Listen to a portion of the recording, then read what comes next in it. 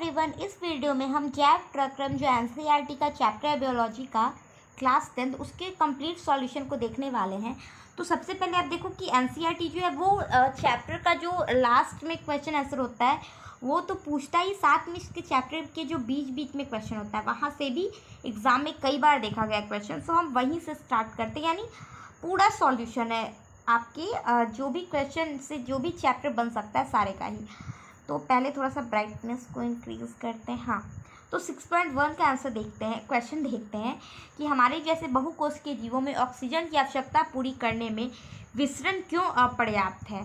तो आप देखो कि हमारे जैसे बहुकोशिकीय जीव में सभी कोशिकाएं अपने आसपास के पर्यावरण के सीधे संपर्क में नहीं रहती, इसीलिए साधारण विसरण बहुकोशिकीय जीव में ऑक्सीजन की आवश्यकता पूरी करने में अपर्याप्त है। ये किसमें हो सकता है, तो जो यूनिसेल्यूलर है, यानी जो एक कोशिकीय जीव है, जैसे अमीबा हो गया, पैरामीशियम हो गया, वहाँ पे डायरेक्ट होता है। बट हम लोगों में मल्टी सेल्यूलर जीव में ये पॉसिबल है ही नहीं। फिर कोई वस्तु सजीव है, इसका निर्धारण करने के लिए हम किस मापदंड का उपयोग करेंगे। क्या हम बताएंगे क्या क्राइटेरिया है ये बताने के लिए कि हाँ ये चीज़ जो है वो सजीव है और ये चीज़ जो है वो निर्जीव है। तो देखो कि कोई भी वस्तु जो सजीव है उसका निर्धारण करने के लिए हम सजीवों के लक्षण के मापदंड का प्रयोग करते हैं। जैसे कि हम देखते हैं कि उसमें गति हो रही है कि नहीं, वृद्धि हो रही है कि नहीं, श्वसन क्रिया हो रही है कि नहीं, ये सब देखते हुए हमें पता चल जाता है कि हाँ ये चीज़ सजीव है और ये चीज़ निर्जीव है। जैसे आप रोड पे देखो तो आपको आदमी भी चलते हुए दिखेगा, गाड़ी भी चलते हुए दिखेगा, बट आप देखोगे ना कि गाड़ी में कोई वृद्धि नहीं हो। ऐसे थोड़ी आप नैनो कार लोगे और थोड़ा देर के बाद वो मतलब बड़ा सा ये हो जाएगा, स्कॉर्पियो हो जाएगा, कभी होगा कभी नहीं होगा। तो ये क्या है कि पता चल जाता है कि हाँ ये चीज़ सजीव है, ये चीज़ निर्जीव। फिर एक किसी जीव द्वारा किन किन कच्ची सामग्रियों का उपयोग किया जाता है। तो आप देखो किसी जीव द्वारा कार्बन तथा ऑक्सीजन यहाँ पे बाबू कार्बन डाइऑक्साइड होगा, ठीक है, CO2 तथा ऑक्सीजन की उपयोग कच्ची सामग्री के रूप में किया था। अब यहाँ पे कच्ची सामग्री में हमारा मतलब जो है वो हरी साग सब्जी अनाज ये सब से नहीं था, मतलब किस चीज़ से, ठीक है, तो कार्बन डाइऑक्साइड और ऑक्सीजन हो जाएगा। फिर जीवन के अनुरक्षण के लिए आप किन किन प्रक्रमों को आवश्यक मानेंगे। तो आप देखो कि जीवन के अनुरक्षण के लिए श्वसन, ठीक है, पोषण, वहन और उत्सर्जन जो है और जनन आदि प्रक्रमों को आवश्यक माना जाता है। इसमें भी हम जनन को छोड़ देंगे, मतलब बट ऐसा नहीं कि हम पूरे एक प्रजाति से जनन को हटा देंगे, फिर तो उसकी जो प्रजाति है वो खत्म हो जाएगी। मतलब एकाध को अगर कोई जनन नहीं भी कर रहा है तो वहाँ पे दिक्कत नहीं होगा, बट ऐसे अगर हम बात करते हैं तो वो ये पांचों चीज़ें हमारे लिए बहुत ही ज़्यादा इंपॉर्टेंट है, हमारे डैट मीन्स जीवों के लिए। अब 6.2 का क्वेश्चन है कि स्वपोषी पोषण एवं विषम पोषी पोषण में क्या अंतर है। अब देखिए स्वयं पोषी यानी जो खुद का काम कर रहा है, तो स्वयं पोषी पोषण में पर्यावरण में सरल अकार्बनिक पदार्थ लेकर तथा बाह्य ऊर्जा स्रोत जैसे सूर्य का प्रकाश का उपयोग करके कच्ची ऊर्जा द्वारा जटिल कार्बनिक पदार्थों का संश्लेषण होता है, ठीक है। वहीं जो विषम पोषी पोषण होता है उसमें दूसरे जीवों द्वारा तैयार किए गए जटिल पदार्थों का अंतर्ग्रहण होता है। यहाँ पे आप विषम पोषी कर सकते हो, परपोषी कह सकते हो, वही बात है। देखो खुद भोजन संश्लेषित कर लिया तो स्वयं पोषी, अगर वो दूसरे पे डिपेंडेंट है तो वो हो जाएगा विषम पोषी। जैसे पेड़ पौधा, देखो ऐसा थोड़ी आपसे मांगने आता है कि हाँ भाई आज एक कटोरी पानी कम रह गई थोड़ा सा दे देना, ऐसा होता है, नहीं होता। बट आप देखोगे नॉर्मली हम जहाँ सोसाइटी में रहते हैं अगल बगल के लोग कभी चीनी खत्म कभी चाय पत्ती, मतलब ऐसा होता है कि मांग लेते हैं एक दूसरे से हम लोग। या फिर आप ऐसे भी देख लो तो हम लोग जो पेड़ पौधे से चीज़ खा रहे हैं, यानी फल हो गया, सब्जी हो गया, अनाज हो गया, ठीक है, फिर या फिर मांस मछली हो गया, दूध हो गया, अंडा हो गया, ये सब के लिए ही हम किसी दूसरे जीव पर डिपेंडेंट है, तो हम लोग क्या हो जाएंगे, विषम पोषी परपोषी, वही बात है, ठीक है। एंड द सेकेंड क्वेश्चन कि प्रकाश संश्लेषण के लिए आवश्यक कच्ची सामग्री पौधे कहाँ से प्राप्त करते हैं। तो अब देखो कि पौधे प्रकाश संश्लेषण के लिए आवश्यक कार्बन डाइऑक्साइड को वायु से, प्रकाश के सूर्य से, जल तथा अन्य खनिज लवणों को मृदा से प्राप्त करते हैं। जैसे आप देखो कि जो ये प्रकाश संश्लेषण की क्रिया है उसके लिए कच्चा माल कहाँ कहाँ से लाता है पौधा। तो देखो कार्बन डाइऑक्साइड वो वायु से लेते हैं, सूर्य का प्रकाश सूर्य से आएगा, जल और खनिज लवण किससे आ जाएगी, तो मिट्टी से आ जाएगी।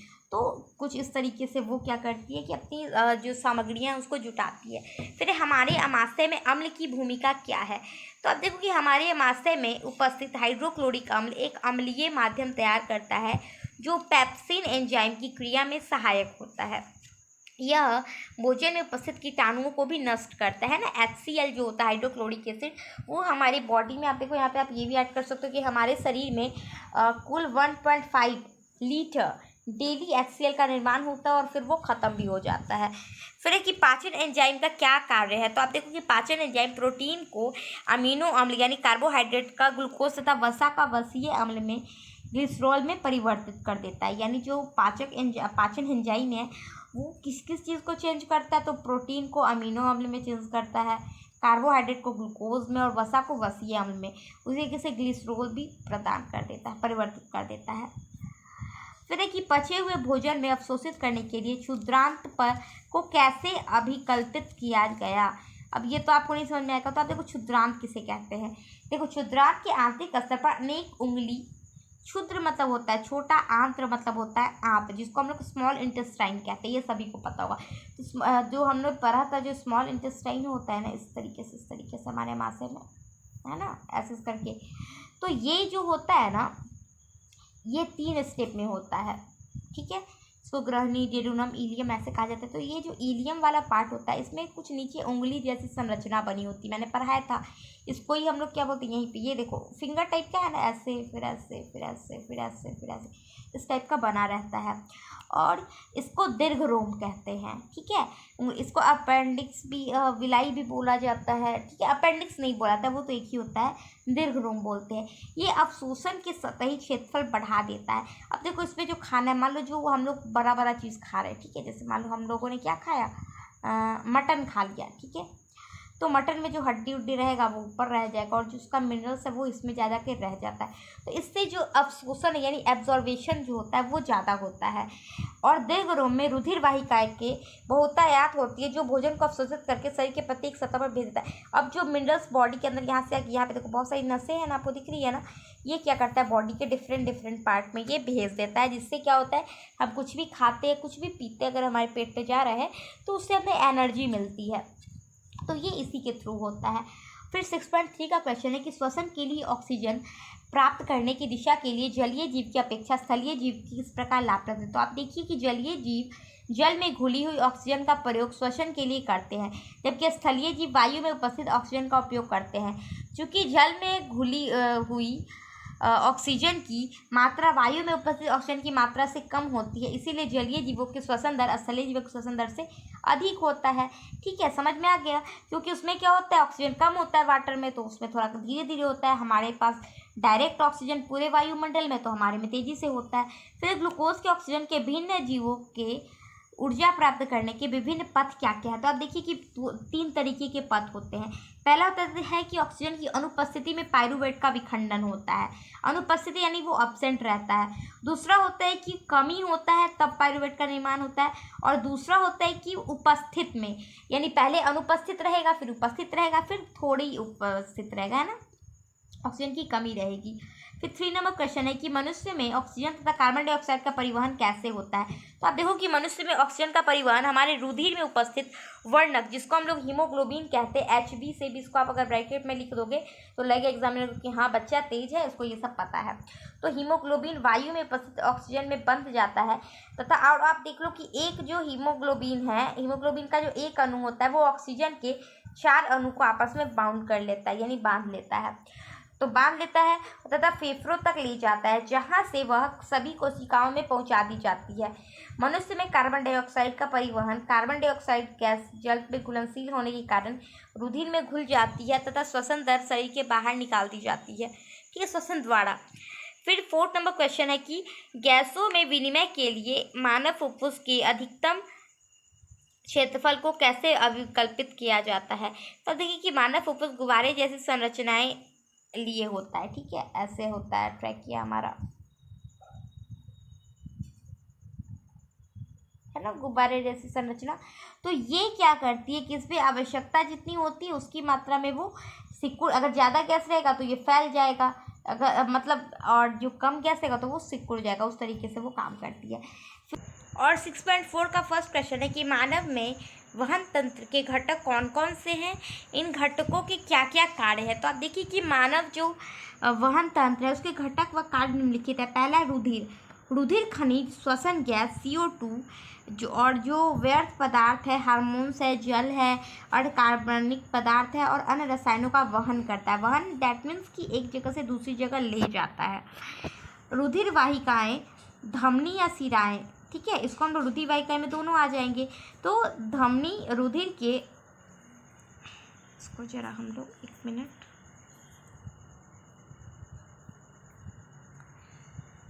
जो रुधिर वाहिकाएँ होती हैं यह धमनी हृदय से रुधिर के शरीर में विभिन्न भागों में पहुंचाती है, जबकि शिरा शरीर के विभिन्न भागों से एकत्रित करके हृदय तक वापस ले आता है।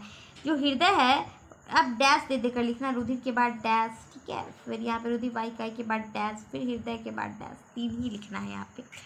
तो यहाँ पे हृदय क्या हो जाएगा कि यह पंप की तरह प्रत्येक क्षण रुधिर को हमारे शरीर में पंप करता रहता है। लसिका पचे हुए तथा क्षुदांत द्वारा अवशोषित वसा का वहन लसिका द्वारा होता है तथा यह अतिरिक्त तरल एवं बाह्य कोशिकाएं अवकाश में वापस रुधिर में ले जाता है। और आप 1 मिनट में देख सकते हो कि 1 मिनट में हमारा दिल 72 बार धड़कता है, ठीक है।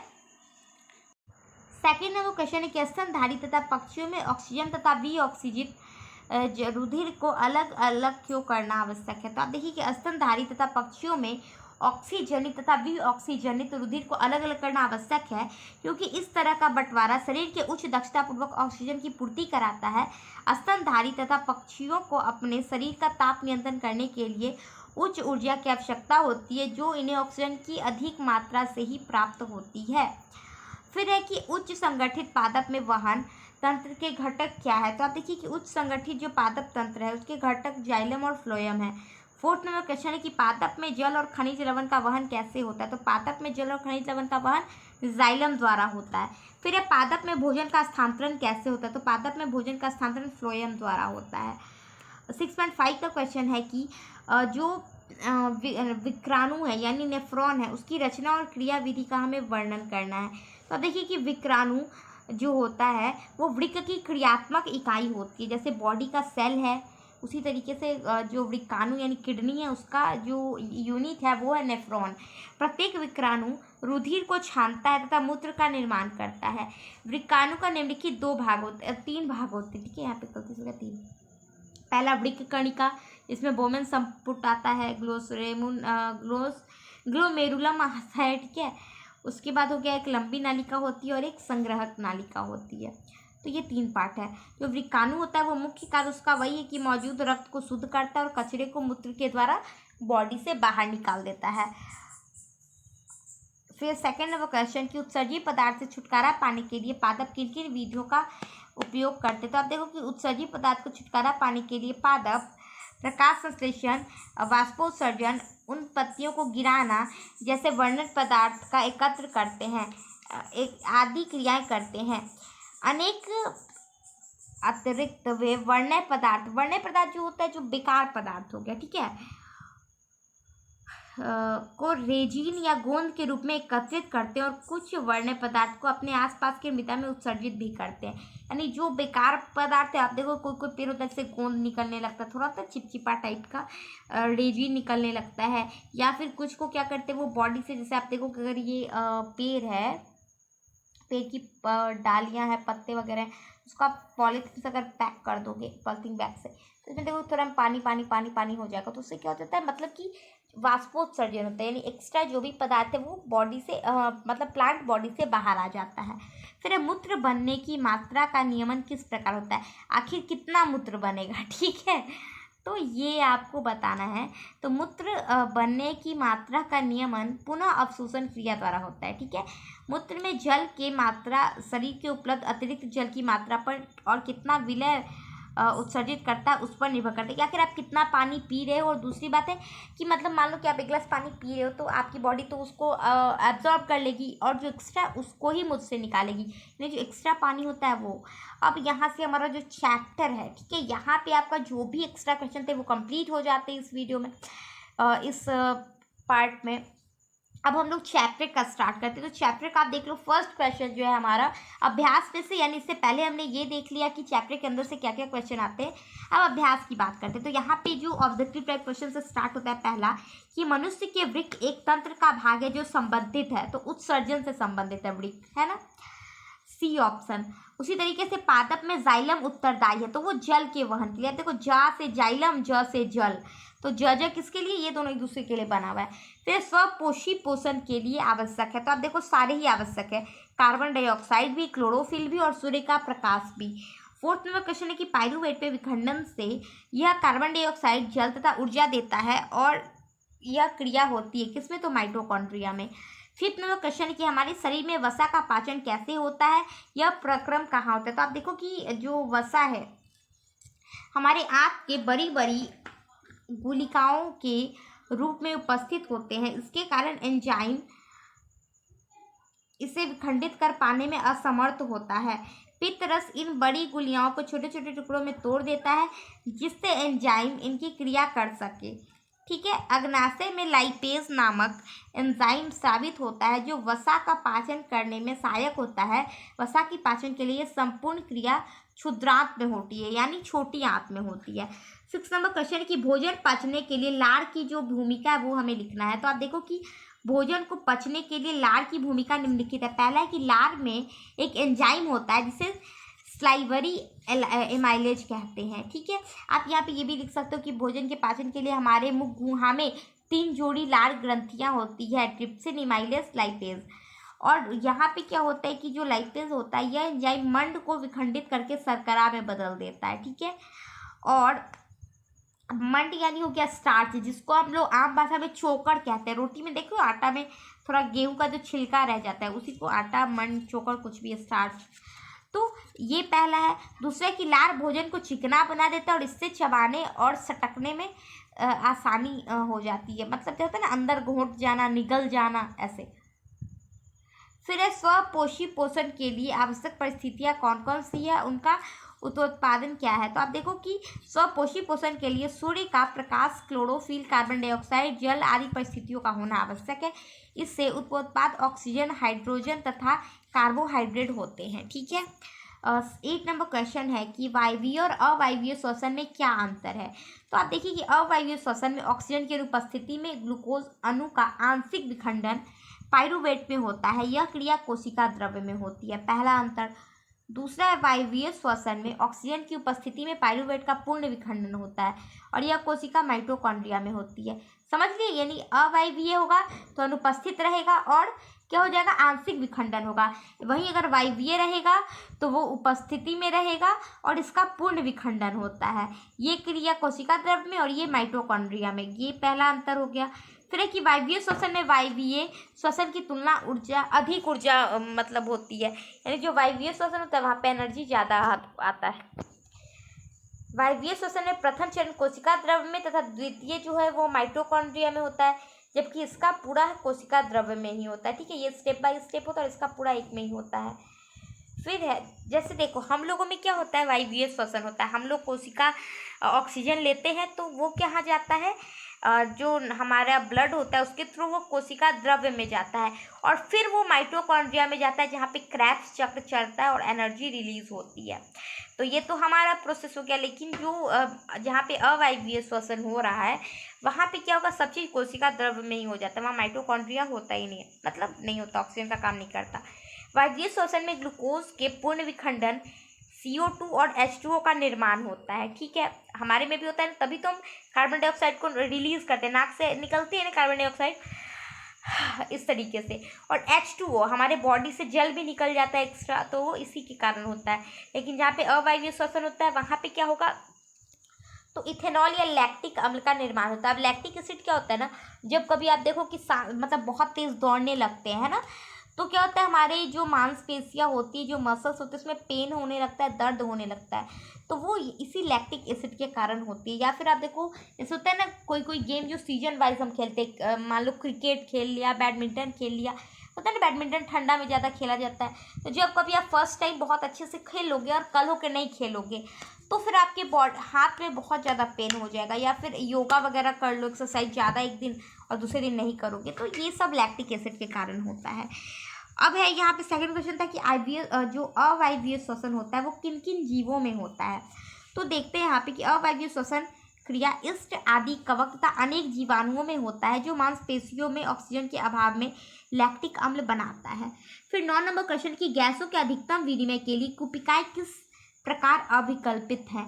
तो देखिए कुपिकाएं महीन दीवार तथा असंख्यक रुधिर कोशिकाओं के द्वारा रचना है, जिसके कारण रुधिर तथा कुपिका में भरी वायु के बीच गैसों का आदान प्रदान सरलता से होता है, यानी आसानी से होता है। कुपिकाएं की संरचना गुब्बारे की तरह होती है जो आवश्यकतानुसार गैसों का आदान प्रदान कर सकता है। कुछ इस टाइप का भी मैंने बनाया था ना स्ट्रक्चर, इस टाइप का। हमारे शरीर में हीमोग्लोबिन की कमी के क्या परिणाम हो सकते हैं। तो आप देखो कि हमारे बॉडी में अगर हीमोग्लोबिन कम हो जाएगा तो हमारे शरीर में ऑक्सीजन की मात्रा कम होने लगेगी, और इससे क्या होगा कि ऑक्सीजन का वहन कम होगा, हमें वीकनेस होने लगेगा, बहुत सारी दिक्कत हो सकती है। फिर है कि मनुष्य में दोहरा परिसंचरण तंत्र की व्याख्या करें, यह क्यों आवश्यक है। आप देखो कि जो मनुष्य सहित समस्त स्तनधारियों में, स्तनधारी किसको कहते हैं, जो अपने बच्चे को फीड करा सकते हैं, तो इसमें क्या होता है परिसंचरण तंत्र पाया जाता है। अच्छा, फीड स्तनधारी से लगता है जो बस फीड करा सकते। तो आप देखो कि हम तो कहते हैं कि इंसान स्तनधारी है, तो जो मेल है वो भी फीड क्यों नहीं कराते। फिर तो आप देखो कि उनके पास क्या होता है कि ग्लैंड नहीं होता है, वो स्तनधारी में आएंगे, बट जो फीड कराने के लिए जो ग्लैंड होता है जहाँ से स्रावित होगा दुग्ध, वो उनमें एब्सेंट रहता है, जिस कारण मेल के जो क्या कर सकते हैं वो फीडिंग नहीं करा सकते हैं। ठीक है, ये आप लोग याद रखना, क्योंकि होता है बहुत सारे बच्चों को डाउट रहता है। देखो प्रथम परिसंचरण तंत्र को हृदय या फुफ्फुस मध्य पाया जाता है, जिसे प्लोमोनरी परिसंचरण तंत्र कहते हैं, और द्वितीय परिसंचरण हृदय के शरीर के अन्य भागों में मध्य पाया जाता है, जिसे सिस्टमैटिक परिसंचरण कहते हैं। यह इसलिए आवश्यक है जिसमें शुद्ध व अशुद्ध रक्त मिश्रित ना हो सके। मतलब देखो हमारे बॉडी में एक होता है सीरा, दूसरा होता है धमनी। सीरा क्या करता है, धमनी क्या करता है कि हार्ट से जो ब्लड पंप होता है वो पूरे बॉडी में ले जाता है, वो शुद्ध रक्त होता है, और वापस आने वक्त क्या होता है कि वो सीरा में चला जाता है, और सीरा क्या करता है पूरे बॉडी में से ब्लड को कलेक्ट करके हार्ट के पास ले आ जाता है। तो इसी ही हम दोहरा परिसंचरण तंत्र कहते हैं। फिर जाइलम तथा फ्लोएम के पदार्थों के परिवहन में क्या अंतर है। तो देखिए जाइलम तथा फ्लोएम के पदार्थों के वहन का प्रमुख अंतर निम्नलिखित है। जाइलम निर्जीव ऊतक है, ये जड़ों में जल और घुले हुए लवण के पत्तियों में पहुंचाते हैं। फ्लोएम जो है वो सजीव ऊतक है, ये पत्तियों से तैयार शर्करा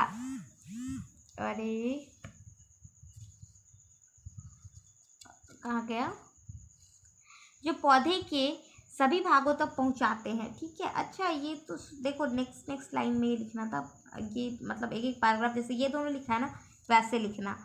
जाइलम ऊपर की तरफ गति करने में सहायक होता है, जबकि फ्लोएम नीचे की तरफ गति करने में। जबकि आप देखो जो जाइलम है ना वो नीचे से ऊपर शिफ्ट जाएगा, ठीक है, जल क्या है नीचे से ऊपर शिफ्ट जाएगा, लेकिन जो फ्लोएम है वो नीचे से ऊपर भी जाएगा और ऊपर से नीचे भी आएगा, ये अंतर होता है।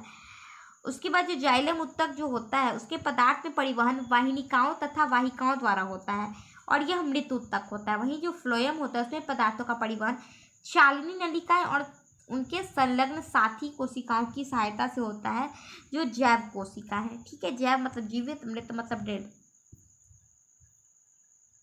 एंड द लास्ट क्वेश्चन है इस चैप्टर का कि फुफ्फुस में कुपिकाओं की तथा वृक्क में वृक्काणु की रचना और क्रियाविधि की तुलना कीजिए।